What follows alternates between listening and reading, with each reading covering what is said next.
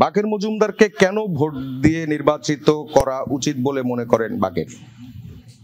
আচ্ছা, এখানে শুরুতেই বলবো, এখানে যারা ক্যান্ডিডেট আছেন ঢাকা বিশ্ববিদ্যালয়ে সবাই জুলাই অভ্যুত্থানের সম্মুখসারী যোদ্ধা। তো সবকিছু মিলে এখানে সবাই ভোট পাওয়ার যোগ্যতা রাখে। তবে আমি পার্টিকুলারলি যদি আমার জায়গা থেকে বলি, আমাদের ক্যাম্পাসে আমার প্রায় 6 বছরের পথ চলা এই ক্যাম্প আছে। তো এই ক্যাম্পাসে শিক্ষার্থীদের জন্য বুদ্ধিবৃত্তিক, রাজনৈতিক, সামাজিক, সাংস্কৃতিক আন্দোলনে নানাভাবে শুরু থেকে জড়িত ছিলাম, শিক্ষার্থীদের অধিকার আদায়ে জড়িত ছিলাম, যৌন নিপীড়নের বিরুদ্ধে কানেক্টেড ছিলাম। তো এইখানে আমাদের দীর্ঘদিনের এই রাজনীতির মধ্যে দিয়ে এবং অভ্যুত্থানের সময়কালীন নেতৃত্ব যখন আমরা সামনের সারিতে ছিলাম বা সামনের সারিতে থাকার সৌভাগ্য হয়েছিল, তখন এই বিষয়গুলো কিন্তু সহযোগিতা করেছিল।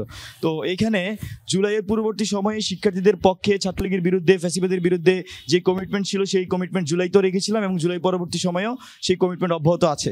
তো এখানে এই বিষয়ে শিক্ষার্থীরা আমাদের উপরে এই আস্থা রাখতে পারবেন আশা করি। এবং আমাদের যে পূর্বে যে পরীক্ষা দিয়ে এসেছি, আমি মনে করি ছাত্রলীগের বিরুদ্ধে এবং জুলাইতে, সেই পরীক্ষার উপর শিক্ষার্থীরা আস্থা রাখবেন। তারপর আরেকটা বিষয়, ঢাকা বিশ্ববিদ্যালয়ে যে দুইটি জিনিস নিয়ে শিক্ষার্থীরা সবচেয়ে বেশি ভোগান্তিতে থাকে, আমি যেটা পার্সোনালি মনে করি, তার মধ্যে একটা হচ্ছে রাজনৈতিক সিদ্ধান্ত, একটা হচ্ছে অর্থনৈতিক মুক্তি।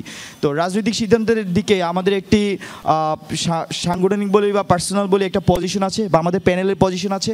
সেটি আমরা মনে করি ঢাকা বিশ্ববিদ্যালয়ের রাজনৈতিকভাবে শিক্ষার্থীদেরকে দীর্ঘদিন যে ভোগান্তি, হয়রানি, নির্যাতন, অত্যাচার স্বীকার করা হয়েছিল, তার অন্যতম কারণ ছিল যে হলে পাওয়ার পলিটিক্সের যেই কারখানা তৈরি হয়েছিল। বিশেষ করে ছাত্রলীগের সময় আমরা দেখেছি যে হলগুলোতে গণরুম, গেস্টরুম কীভাবে শিক্ষার্থীদের সময় নষ্ট করতে এবং শিক্ষার্থীদের অত্যাচার, নির্যাতনের মধ্যে রাখতো। ছাত্রলীগের পূর্ব আমরা দেখেছি 2001 থেকে 2006 সাল পর্যন্ত ঢাকা বিশ্ববিদ্যালয়ের ছাত্র রাজনীতির যে পাওয়ার পলিটিক্সের পাওয়ার হাব ছিল ঢাকা বিশ্ববিদ্যালয়, এবং ওল্ড স্কুল পলিটিক্সের সব কিছু এখানে প্র্যাকটিস হতো। তারও যদি পূর্বের কথা বলি, 90-এর পরবর্তী সময় থেকে দীর্ঘ 28 বছর এই বিশ্ববিদ্যালয়ে ডাকসু বন্ধ হয়ে যায়। কারা বন্ধ করে, কীভাবে বন্ধ করে, ঢাকা বিশ্ববিদ্যালয়ের শিক্ষার্থীরা জানে। তো এই যে ঢাকা বিশ্ববিদ্যালয়ের শিক্ষার্থীদের একটা হিস্ট্রিক্যাল ট্রমা কিন্তু ওদের মাথায় কাজ করে। তো সেই প্রেক্ষিতে আমরা মনে করতেছি যে হল এবং আবাসিক এলাকায় কোনো ধরনের ছাত্র রাজনীতি থাকবে না, এবং আমাদের একটা ক্লিয়ার স্ট্যান্ড। আরেকটা জিনিস হচ্ছে অর্থনৈতিক মুক্তি। আমরা মনে করি যে ঢাকা বিশ্ববিদ্যালয়ের একটা বড় অংশ শিক্ষার্থী তার অর্থনৈতিক মুক্তির জন্য সে নানা সংগ্রাম করে যায়, এবং সেটাকে পুঁজি করে, বিশেষ করে সিটের রাজনীতি ছাত্রলীগ করেছিল পূর্বে, আমরা নানা সংগঠনকে দেখেছি যে সেই সিটের রাজনীতি করতে।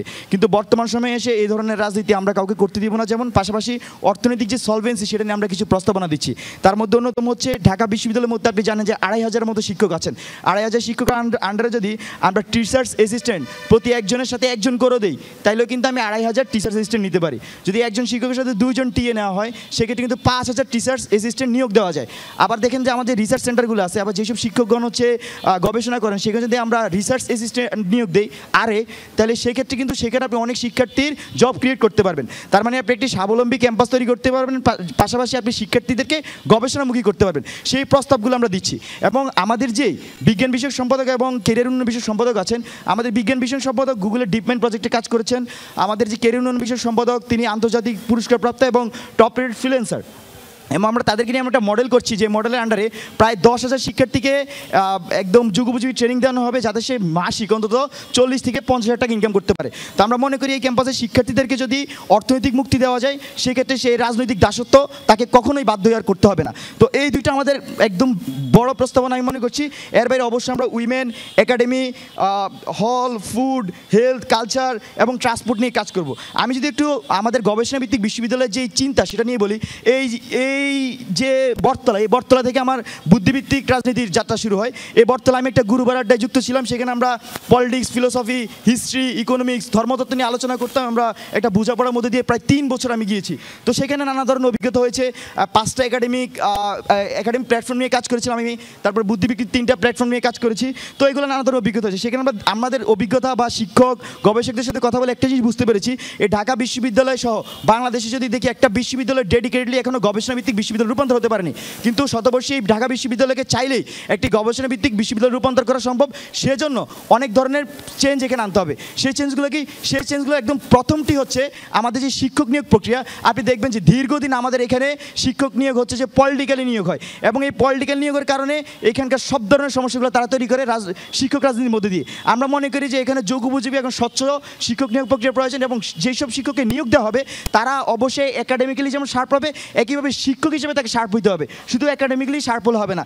আর এর পাশাপাশি তার রিসার্চে যেই টপ জার্নালগুলো সেগুলোতে তার পাবলিকেশন থাকতে হবে, এটা আমরা মনে করছি। আর এর সাথে আরেকটা জিনিস হচ্ছে শিক্ষক ইভ্যালুয়েশন। আমরা দেখি যে অনেক শিক্ষক আছেন যারা ক্লাসে গিয়ে ঠিকভাবে পড়ান না, এবং শিক্ষার্থীদের সাথে অনেকাংশেই কিছু শিক্ষক থাকেন তারা ইনজাস্টিস করেন আমি মনে করি। তো সেই ক্ষেত্রে শিক্ষক ইভ্যালুয়েশন মেথড যদি চালু হয়, তাহলে শিক্ষার্থীরাও তার শিক্ষক কেমন পড়াচ্ছেন তার রিভিউ দিতে পারবেন, এবং ওই শিক্ষকও সচেতন থাকবেন, সে যাতে শিক্ষার্থীদের সাথে ভালো ব্যবহার করেন এবং একটি গবেষণামুখী বিশ্ববিদ্যালয়ের দিকে তিনি রূপান্তর করতে পারেন। তো এরকমভাবে আমাদের যে রিসার্চ সেন্টারগুলো আছে, রিসার্চ সেন্টারগুলো বেশিরভাগগুলোই কিন্তু ওইভাবে কার্যকর না। আমরা মনে করি যে রিসার্চ সেন্টারগুলো যদি কার্যকর করা হয়, সেই ক্ষেত্রে ঢাকা বিশ্ববিদ্যালয়ের শিক্ষার্থীরা তাদেরকে যদি প্রণোদনা দেওয়া হয়, তারা গবেষণামুখী হবে এবং সে কিন্তু তার স্বাবলম্বী হয়ে উঠতে পারবে, তাকে যদি প্রণোদনা দেয় বিশ্ববিদ্যালয় প্রশাসন। তো সব কিছু মিলে একটি গবেষণাভিত্তিক বিশ্ববিদ্যালয়ের যে যাত্রা, সেটা নিয়ে প্রায় 2020 সাল থেকে আমি কাজ করে যাচ্ছি, অভ্যুত্থান পরবর্তী সময়েও কাজ করে যাচ্ছি। আশা করি ঢাকা বিশ্ববিদ্যালয়ের শিক্ষার্থীরা তাদের সাধারণ সম্পাদক হিসেবে আমাকে মনোনীত করতে পারেন, যদি তারা আমাকে যোগ্য মনে করেন, আমাকে বিশ্বাস করেন এবং আমাকে আমরা পয়েন্টগুলো পেয়েছি।